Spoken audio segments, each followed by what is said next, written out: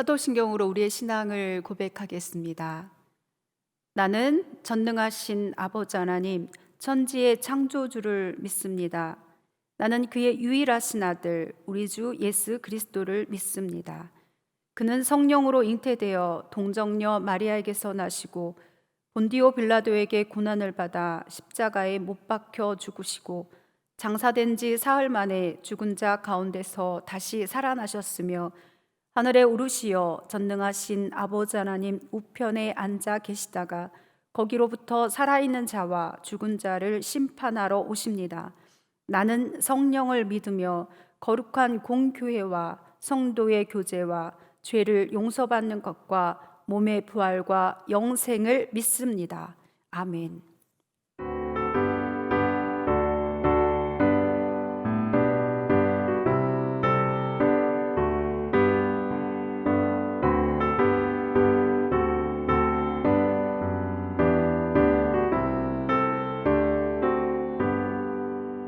주 없이 살 수 없네 죄인의 구주여 그 귀한 몸의 피로 날 구속하소서 구주의 사랑으로 흘리신 보혈이 내 소망 나의 위로 내 영광 됩니다.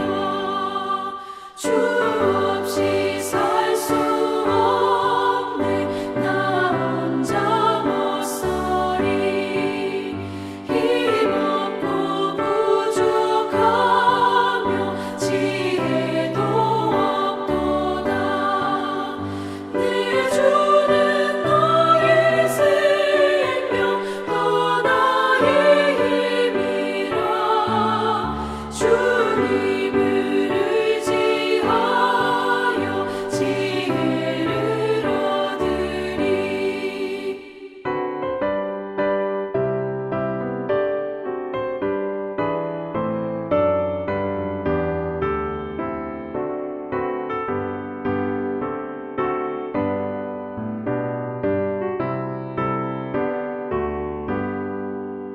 주 없이 살 수 없네 내 주는 하신다 내 영의 깊은 간구 마음의 소원을 주밖에 나의 마음 위하여 주리요 내 마음 위로하사 영원케 하시네 주 없이 살 수 없네 세월이 흐르고 이 깊은 고독 속에 내 생명 끝나도 사나운 풍랑일 때 날 지켜주시니 내 곁에 계신 주님 그 힘이 됩니다.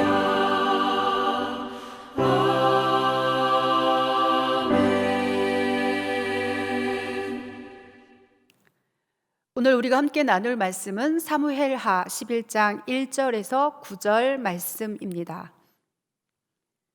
그 해가 돌아와 왕들이 출전할 때가 되매 다윗이 요압과 그에게 있는 그의 부하들과 온 이스라엘 군대를 보내니 그들이 암몬 자손을 멸하고 랍바를 에워쌌고 다윗은 예루살렘에 그대로 있더라.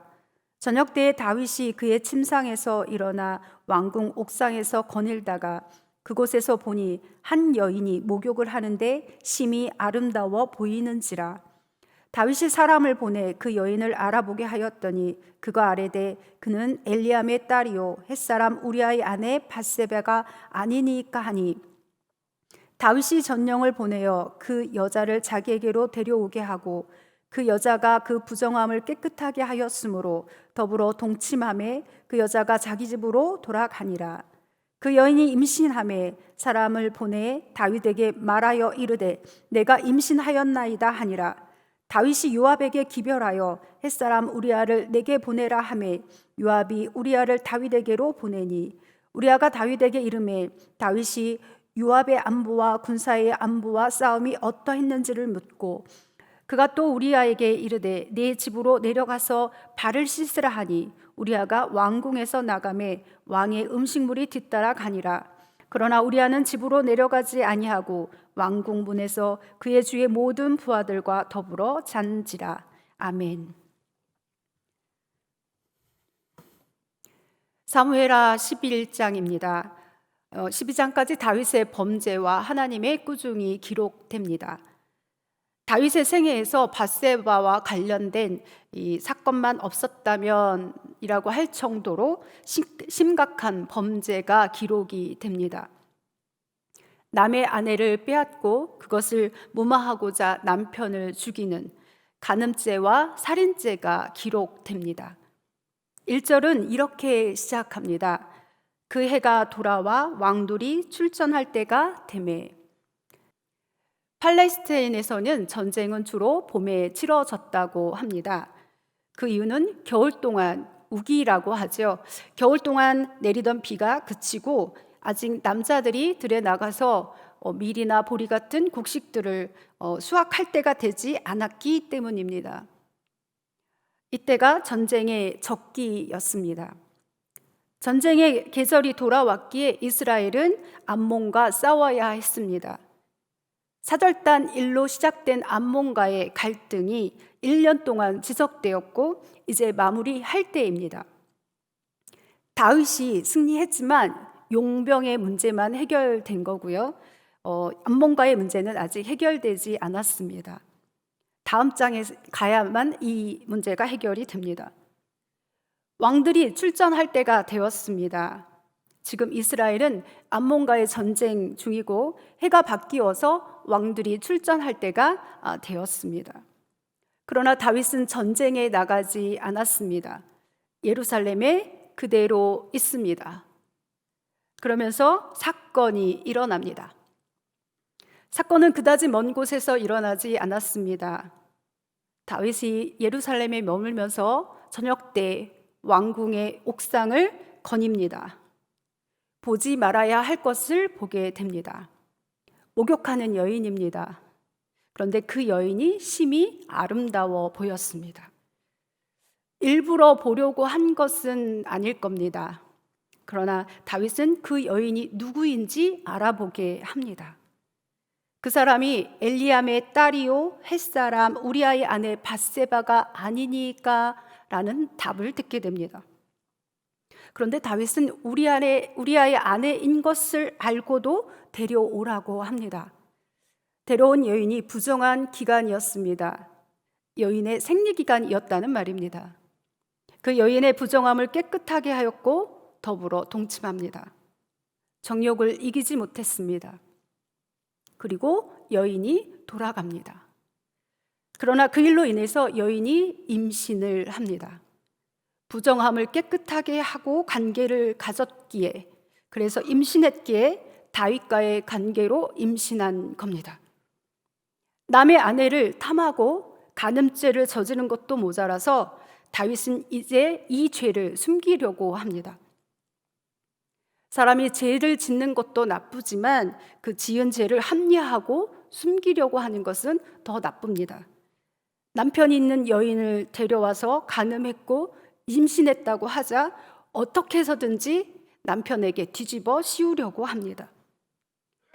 전쟁터에 나가 있는 우리아를 불러드립니다. 그리고 네 집으로 가서 발을 씻으라 합니다. 이 말은 집에 가서 부부관계를 가져라 라는 말입니다. 그러나 다윗의 뜻대로 되지 않습니다. 우리아가 집이 아닌 왕궁 문에서 잤습니다. 그러자 다윗은 우리아로 술을 잔뜩 취하게 해서 집에 가도록 해보았습니다. 그런데도 허사였습니다. 그러자 또 다윗은 이제 다시 자신의 계획대로 되지 않자 우리아의 손에 편지를 들려 보냅니다. 우리아를 죽게 합니다. 참으로 참담하면서도 슬픈 일이 벌어졌습니다. 다윗의 계략으로 우리아는 죽었고 왕의 음모에 요압은 합세하여 우리아를 죽게 했습니다. 그런데 우리아를 포함해서 자신의 사람들도 죽었다라는 말을 듣고 다윗이 한 말이 더 가관입니다. 이 일로 걱정하지 말라. 칼은 이 사람이나 저 사람이라 삼키느니라. 정말 무섭습니다. 그리고는 장례를 마친 우리아의 아내를 왕궁으로 데려옵니다. 아내가 되어 아들을 낳습니다. 이제 아무런 문제가 없어 보입니다. 무난하게 지나간 듯 합니다. 다윗은 그렇게 생각했을 것입니다. 12장에서 보겠지만 나단 선지자가 와서 꾸짖을 때까지 자신은 잘 감추었다고 생각했을 것입니다. 아니, 죄인지도 생각하지 못했을 것입니다. 죄는 영적인 감각을 무디게 합니다. 눈을 어둡게 만들고 귀를 막습니다. 영적으로 깨어 있기를 바랍니다. 다르게 생각해 보면 이 사건이 없었다면 다소 다윗의 연약함과 비겁함에도 골리앗 앞에서의 다윗만을 기억하면서 역시 하나님의 마음에 맞는 사람은 달라, 이렇게 다윗을 추앙했을 겁니다. 어느 누구도 주의 넥 없이 살아갈 수 있는 사람은 없습니다. 성경은 다윗이 무흠하고 완전한 사람으로 그려놓지 않았습니다. 사람의 완전함을 그려놓는 것이 아니라 하나님의 은혜가 없으면 안 된다는 것을 보여줍니다. 27절 하반절은 분명하게 말씀합니다. 다윗이 행한 그 일이 여호와 보시기에 악하였더라. 사람의 눈에 숨겨져 없는 것처럼 보인다고 죄가 없다라고 할 수 없습니다. 아무런 일이 일어나지 않았다고 해서 죄가 없다라고 할 수 없습니다. 한편으로 다윗의 범죄를 우리가 보면서 생각해 볼 것은 죄가 없는 것처럼 그저 모르고 지나가는 것이 은혜일까, 아니면 드러나서 그래서 다소 고통스럽지만 회개하는 것이 은혜일까 하게 됩니다. 그 어떤 것보다 회개할 수 있음이 은혜입니다. 죄를 깨닫는 은혜, 그래서 회개함으로 하나님 앞에 나아가는 은혜가 있기를 바랍니다. 기도하겠습니다. 죄가 드러나지 않았다고 완전한 것처럼 자기 의를 자랑하는 자가 되지 않게 하옵소서. 주의 보혈의 은혜 아래 날마다 나아가게 하시고 사람이 아닌 주만 의지하고 살아가게 하여 주시옵소서. 예수님의 이름으로 기도합니다. 아멘.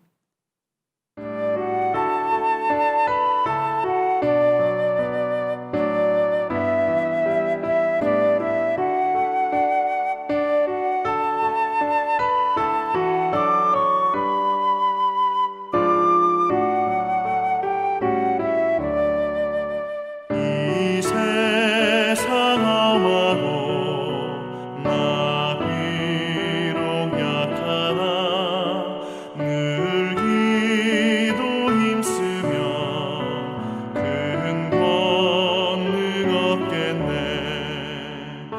주의 은혜로 계속 받아서 비와 같이 붉은 눈같이 이겠네. 주님의 권능은 한없이 크오니 돌